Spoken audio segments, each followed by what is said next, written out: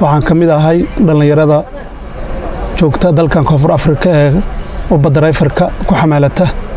Xasan Cabduqaasim Fiidow waxa uu ka mid yahay dhalinyarada wadayaasha tagaasida loo yaqaan u barta magaalada Pretoria.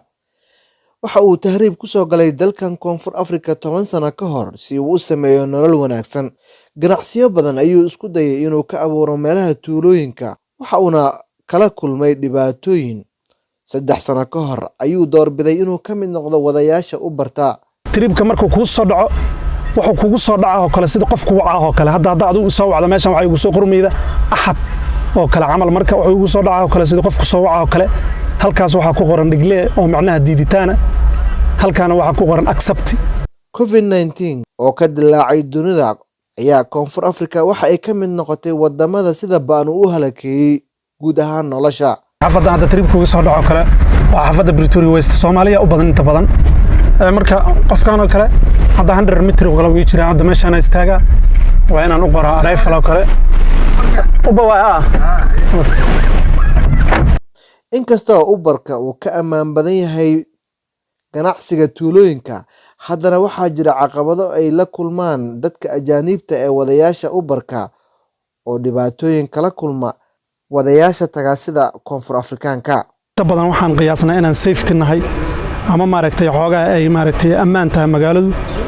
caqabado laga kulmana way jiraan meelaha qaar sida meelaha bus stationada waaweynka oo kale dadku hadday naga soo dalbadaan oo isku dayna inaan ka qaadno caqabadan kala kulannaa in niman maaragtay mid taxi liiro oo meelahaas degan ay qabtaan baabuurka naga qaataan ka bacdina ay dhahaan dadkaaga waco oo maaragtay lacag baadana si mararka qaarna ay dadka jir dilaan mararka qaarna qofkii lacag hayo markaas ay maaragtay uu lacagtiisa isku furto mararka qaarna ay dhacdo inaan dad saaxiibada wacdo oo tiraahdo halkaasaan joogaa waana lay qabtay hal iga soo gaaro oo ragga saaxiibada oo kale ku yimaadaan wax soo ka dardaraan nimankii laga siiyo ka bacdina asaas ku soo badbaado.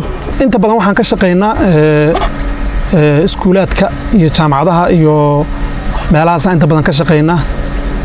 marka hadda iskuulkiina waa xiran yahay jaamacadiina way xiran tahay sidaas darteed wax shaqo ah ma jiraan.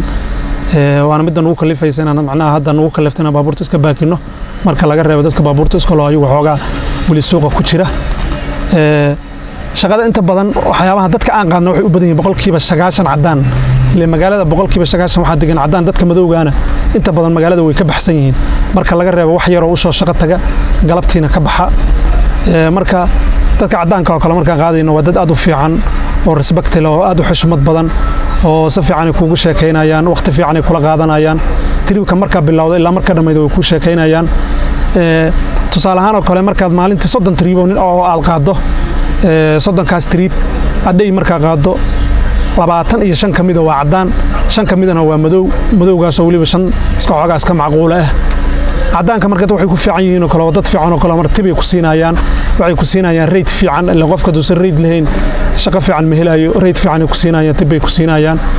Soomaalida ku dhaqan Koonfur Afrika waxay u badan yihiin dhalinyaro hal abuur leh waxayna dib ugu celiyaan dhaqaalaha ay ka sameeyaan dalkan qoysaskoodii Soomaaliya ku nool inkastoo sanad walba lagu dilo dhalinyaro fara badan.